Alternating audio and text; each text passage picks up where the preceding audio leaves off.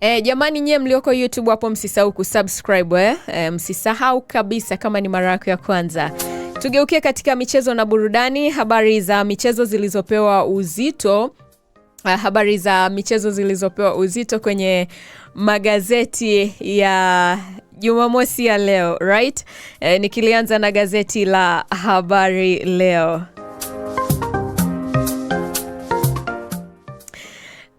Gazeti la Habari Leo hili linasema Karia akazia miundombinu soka la vijana. Nipite nayo niachane nayo.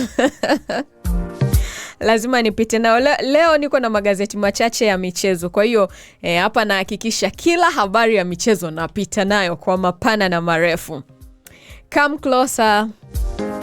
Shirikisho la mpira wa miguu Tanzania TFF limesema lengo lake ni kuona vipaji vinajengwa kuanzia chini kwa kuwekeza kwenye miundombinu itakayochangia ukuzaji wa vipaji vya vijana katika programu yake ya nchi nzima. Katika mahojiano maalum, Rais wa TFF Wallace Karia alisema zaidi ya 90% ya wachezaji wa timu za taifa za chini ya umri wa miaka 17 na 15 wamepatikana kupitia mifumo ya soka la vijana, hivyo kusisitiza umuhimu wa uwekezaji endelevu kwa vijana wenye vipaji.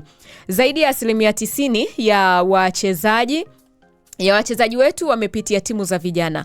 Hivyo inakuambia mustakabali wetu unategemea jinsi tunavyowatambua na kuwakuza wanasoka chipukizi, alisema Karia. Kiini cha programu hiyo ni mpango wa utambuzi wa vipaji TID na mpango wa kukuza vipaji TDS, wakati kituo cha Tanga sasa kinatambulika rasmi kuwa chuo cha vipaji cha FIFA. Tunatambua vipaji na kuviendeleza. Kupitia uhusiano wetu na FIFA, shirikisho la mpira wa miguu la kimataifa, baadhi ya wachezaji hawa wachanga wamepata fursa na klabu za nje ya Tanzania. Njia hiyo inazidi kuimarika kila mwaka, aliongeza. Alisema tangu programu hiyo ianzishwe wamefanikiwa kufikia mikoa 16 nchini kote, lakini mipango yao ni kufikia mikoa yote Tanzania bara na Zanzibar. Wachezaji wetu wa zamani sasa wanarudi kutumika kama makocha, wataalamu wenye uzoefu kama nahodha wa zamani wa Azam FC Beki Agrey Morris wanasaidiana kutoa mafunzo na kuwaongoza wanasoka chipukizi, alisema Karia. Karia alithibitisha kuwa kituo cha Kigamboni kinaendelea kuwa sehemu ya kufanya mazoezi ya timu za taifa, lakini wana mpango wa kuanzisha kituo kingine kikubwa cha soka mjini Kahama. Tumefanya majadiliano yenye tija na halmashauri ya manispaa ya Kahama kuhusu eneo lililoachwa na mgodi wa Buzwagi. Mara baada ya mkataba wa makubaliano kukamilika, tutaanza mradi huo rasmi, alisema. Karia alifichua kuwa tayari FIFA imeshaidhinisha kuanzishwa kwa kituo kingine cha TDS visiwani Zanzibar, na waziri wa habari, utamaduni, sanaa na michezo Paul Makonda ameahidi kuunga mkono kwa kuanzisha vituo vingine Arusha, Mbeya na kanda ya kusini. Kwa kuwa na vifaa vya kisasa na makocha, Tanzania inaweka msingi imara wa mafanikio endelevu ya soka kwa kuzalisha wachezaji wa kiwango cha kimataifa na kuhakikisha kizazi kijacho cha timu ya soka ya Tanzania Taifa Stars kinaendelezwa kwa mfumo sahihi ili kupata wachezaji walio bora. Asante sana.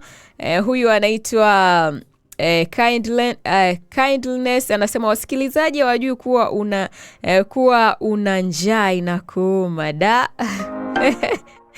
Njani kali asubuhi na mapema. Almasi anasema vipi Nado anaenda Jangwani kweli? Jabir anasema Yanga vipi tupate tetesi Girimugisha vipi? Opi Meshaki anasema Salome shalom shalom. Shalom Maranatha. Okay, tuangalie habari nyingine iliyopewa uzito hapa kwenye gazeti hili la Habari Leo. Inasema JKCI yajidhatiti matibabu AFCON. Hizi ndio habari sasa. Tuna uhakika kwamba wachezaji wetu wakienda uwanjani mambo ya matibabu safi kabisa. Tanzania imeanza kuimarisha miundombinu ya huduma za tiba na michezo kuelekea michuano ya Kombe la Mataifa ya Afrika AFCON mwakani kwa kuzindua ujenzi wa jengo la tiba ya michezo katika taasisi ya moyo ya Jakaya Kikwete JKCI, tawi la hospitali ya Dar Group jijini Dar es Salaam. Ujenzi wa jengo hilo ambalo jiwe lake la msingi liliwekwa jana na waziri wa nchi ofisi ya Rais mipango na uwekezaji Profesa Kitila Mkumbo, ni sehemu ya maandalizi ya Tanzania ambayo itakuwa mwenyeji wa michuano hiyo kwa kushirikiana na Kenya na Uganda. Akizungumza katika hafla hiyo, mkurugenzi mtendaji wa JKCI Dr. Peter Kisenge alisema taasisi hiyo itaendelea kuwekeza katika huduma za uchunguzi na matibabu ya magonjwa ya moyo pamoja na huduma nyingine za kibobezi ikiwemo tiba ya michezo ili kukidhi mahitaji ya wananchi na wanamichezo. Akiweka jiwe la msingi la kituo hicho akiwa na viongozi na wadau wa sekta ya afya na michezo walioshiriki hafla hiyo, Profesa Kitila alisema ujenzi wa jengo hilo utasaidia kuimarisha uwezo wa nchi kutoa huduma za matibabu ya majeraha ya michezo kwa viwango vya kimataifa wakati wa AFCON 2027 na baada ya mashindano hayo. Alisema mradi huo unaonyesha dhamira ya serikali ya kuendelea kuwekeza katika miundombinu ya afya ili Tanzania iwe na uwezo wa kutoa huduma za kibingwa na kuimarisha nafasi yake kama kitovu cha utalii tiba barani Afrika. Aidha, alisema ujenzi wa jengo hilo ni sehemu ya maandalizi ya Tanzania kuelekea michuano ya AFCON inayotarajiwa kufanyika Juni 2027 ambapo Tanzania itaandaa kwa ushirikiano na Kenya na Uganda.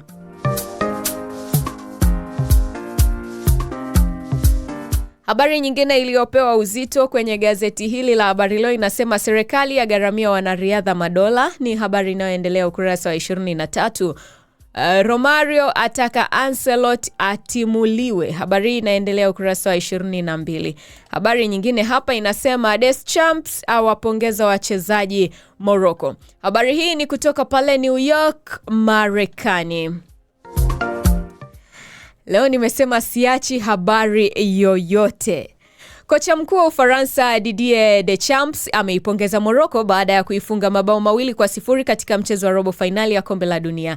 Deschamps alisema baada ya ushindi huo kuwa Simba hao wa milima ya Atlas wanaendelea kuinuka katika kiwango cha kimataifa na kutabiri kuwa timu hiyo ina mwanga mzuri mbeleni. Akizungumza baada ya kuiongoza Ufaransa kufikia nusu finali ya 3 mfululizo katika kombe la dunia, kocha huyo alisema timu ya Morocco imejaa viwango na vipaji, huku akimpongeza kocha mkuu wake Ouhib kwa kazi nzuri ya kujiunga na timu hiyo. Deschamps alikiri kuwa alishangazwa na kikosi kilichoanza Morocco, lakini alijua mbinu za kiufundi alizotumia Ouhib katika mchezo huo. Okay, habari inataka kunikimbia kuja hapa. Kiasi nilishtushwa na kikosi cha timu ya Morocco kilichoanza, lakini nilijaribu kuelewa wanachotaka kufanya kwa mabeki wetu bila ya kuwa na mshambuliaji asilia na kutumia sana mawinga, alisema Deschamps. Licha ya kuibuka na ushindi huo na kuihakikishia Ufaransa kufuzu nusu finali, kocha huyo aliipongeza sana Morocco na iheshimu sana timu hii ya Morocco. Naye kocha wa Morocco Ouhab amewasifu wachezaji wake licha ya kufungwa mabao 2-0 na Ufaransa. Ni kuwapongeza maana wamepambana. Hussein anasema sauti imeshiba uji, unatufikishia taarifa kwa usahihi kabisa. Mungu azidi kukubariki zaidi ya hapo. Amina, asante sana Hussein. Na ligeukia gazeti la Mwana Sport. Kata kiu ya michezo na burudani. Kiu isipo katika wala usitie shaka. Hapa nacheza kama mimi. Okay. Huyu anaitwa nani? Fideli anasema anaitwa Fidelix aka Cuba kutoka Mtamba, Mozambiki. Anasema nimekumisi sana sister wangu. Nimefurahi sana kuona ujumbe wako Fidelix. Long time no see. Lakini Mungu ni nani? Akisema ndio hakuna wa kupinga. Wanasema milima haikutani.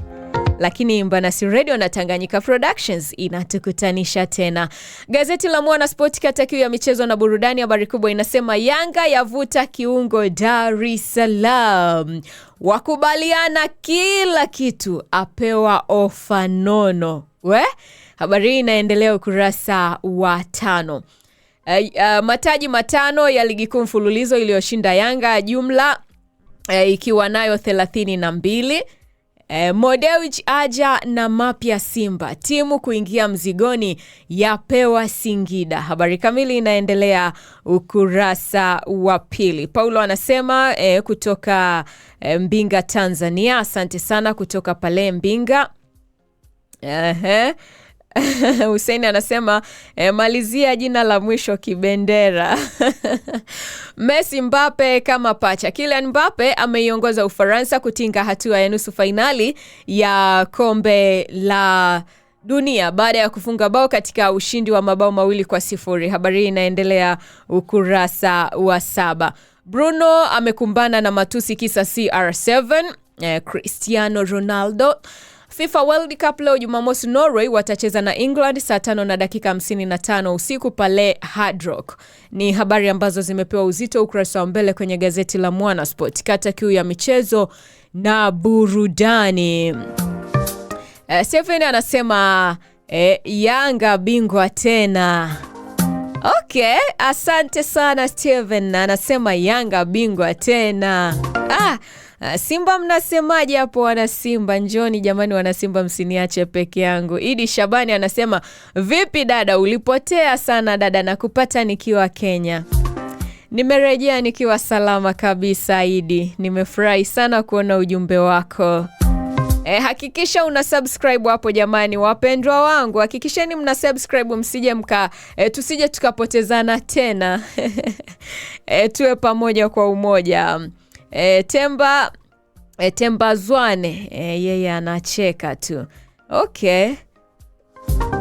Kwani wewe ni South Africa maana jina lako lilivyokaa?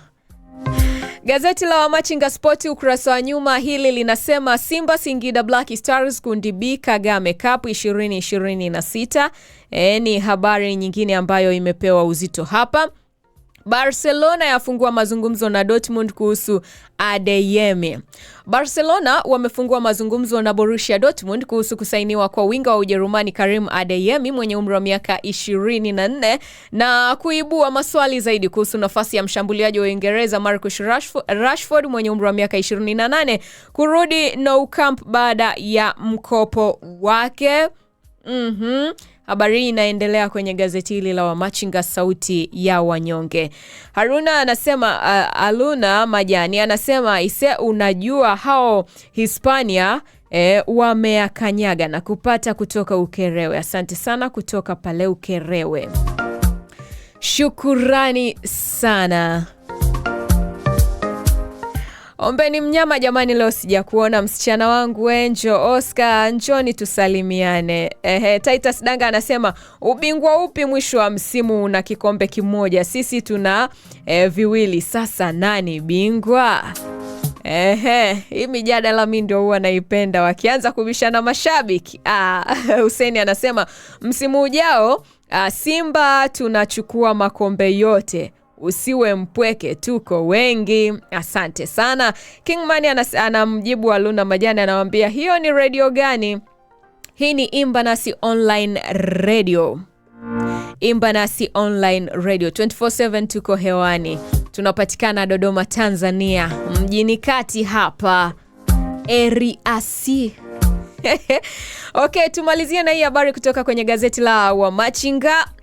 Habari ikisema kwa nini VAR inaleta utata kombe la dunia? Kwa nini inaleta utata? Wacha tuangalie. Teknolojia ya video assistance referee VAR tayari ilikuwa mada kubwa ya mjadala katika kombe la dunia la wanaume la FIFA mwaka 2026, lakini mjadala huo ulizidi kuwa mkali baada ya ushindi wa kushangaza wa Argentina dhidi ya Misri katika hatua ya 16 bora tarehe 7 Julai. Timu ya Misri iliyokuwa inaongoza kwa mabao 2-0 huku zikiwa zimesalia dakika 11 kabla ya mwisho wa mchezo ilishuhudia Lionel Messi akiongoza Argentina kufunga mabao 3 ya haraka na kuibuka na ushindi. Baada ya mechi hiyo, wa Misri walionyesha hasira kubwa kufuatia bao lao moja kufutwa na madai yao ya penalty ya dakika za mwisho kupuuzwa, huku VAR ikiwa haikuingilia kati. Are we together? Huenda walitaka mabingwa watetezi waendelee kwenye mashindano. Huenda walitaka Messi aendelee kubaki kwenye mbio za ubingwa, alisema kocha wa Misri Hossam Hassan baada ya mchezo. Kilichowakasirisha zaidi wa Misri ni uamuzi wa kufuta bao la kipindi cha pili lililofungwa na Mustafa Ziko walipokuwa wanaongoza kwa bao 1-0. Bao hilo lilikataliwa baada ya kiungo Marwan Atia kuonekana kumkanyaga Lisandro Martinez mwanzoni mwa shambulizi lililozaa bao hilo. Aidha, Misri walisisitiza kuwa Mohamed Salah alifanyiwa madhambi kwa namna inayofanana ndani ya eneo la hatari la Argentina sekunde chache kabla ya mabingwa hao watetezi kuanzisha shambulizi lililozaa bao la ushindi. Hata hivyo, mwamuzi hakutoa faulo wala VAR haikuingilia kati. VAR ni nini na inafanyeje kazi? Mfumo wa Video Assistant Referee VAR ulianzishwa rasmi na shirikisho la soka duniani FIFA mwaka 2018. Rais wa FIFA Gianni Infantino alieleza kuwa kama teknolojia inalenga kuwasaidia waamuzi kufanya maamuzi bora zaidi. Kwa ufupi, VAR ni matumizi ya teknolojia ya video kusaidia timu ya waamuzi wa uwanjani pale ambapo hawakuona tukio fulani au hawakuweza kuliona vizuri, na hivyo kufanya kosa la wazi katika uamuzi muhimu wa mechi. Hizi ni habari ambazo zimepewa uzito ukurasa wa nyuma kwenye gazeti la Wamachinga, sauti ya wanyonge. Haya sasa, kwa nini VAR inaleta utata kombe la dunia? Okay, tugeukie sasa gazeti jingine. Captain ORG anasema kutoka Dizim, unakimbiza sana mpaka Dizim na wapata vyema, asante sana. Kingman anasema pamoja, utangazaji mwema, asante sana. Titus amemjibu Hussein Kibendera, hapo umeongea pointi, lazima Yanga tuwafunge midomo. Okay. Haluna anasema hao Simba lazima wapigike. Okay. Captain anasema FIFA wana timu zao hao, acheni watambe tu, ila Mungu yupo. Hivi kumbe wana timu zao. Haki huinua taifa. Kwa Jumamosi ya leo na hitimisha na gazeti la Mwanahabari. Hili ndio linanikamilishia magazeti ambayo nimekusogezea kwa asubuhi ya leo. Gazeti la Mwanahabari linasema Tottenham watupa karata kwa mchezaji wa Ufaransa Randal Muan. Tottenham wametoa ofa kwa mchezaji wa kimataifa wa Ufaransa Randal Kolo Muan ambaye alitumia muda kwa mkopo huko Spurs msimu uliopita, lakini Juventus wanasalia kuwa na nafasi ya kumsajili mshambuliaji huyo wa Paris Saint-Germain mwenye umri wa miaka 27. Arsenal wako tayari kukamilisha uhamisho wa pauni milioni 35 kwa Solis. Arsenali wako tayari kukamilisha uhamisho wa pauni milioni 35 kwa Club Brugge kwa mchezaji wa Ugiriki Christos Solis mwenye umri wa miaka 24. Habari kubwa kabisa iliyopewa uzito ukurasa wa nyuma kwenye gazeti la Mwanahabari inasema Simba Singida Black Stars zatupwa kundi moja Kagame Cup mwaka 2026. Hili gazeti bwana limenikamilishia magazeti ambayo nimekusogezea kwa asubuhi ya leo. Nikipita na ujumbe wake, Ombeni Mnyama anasema ama kweli pata pesa tujue tabia yako. Yaani Simba kapata hivyo vikombe viwili, wametema nyongo zote. Ombeni wanasema hivi, ukipata pesa, pesa inaonesha zile tabia zako ambazo zilifichwa na umaskini. Ndicho Ombeni anachomaanisha. Kwa ukitaka kujua tabia halisi ya mtu ni pale akipata pesa. Zile tabia anazozionesha akiwa na pesa, yule ndio yeye. Sasa yule ndio yeye. Akiwa masikini hana chochote, kuna namna fulani hivi anaweza akawa anaigiza. Usiamini moja kwa moja. Okay, Hussein anasema Yanga wamemsajili Mwazabe, sio kocha yule. Ombeni unamsikia Hassan Isa anasema eti mmemsajili Mwazabe, yule sio kocha. Ila nye watu wa michezo misi wawezi kwa kweli. Mwajuana kwa vilemba.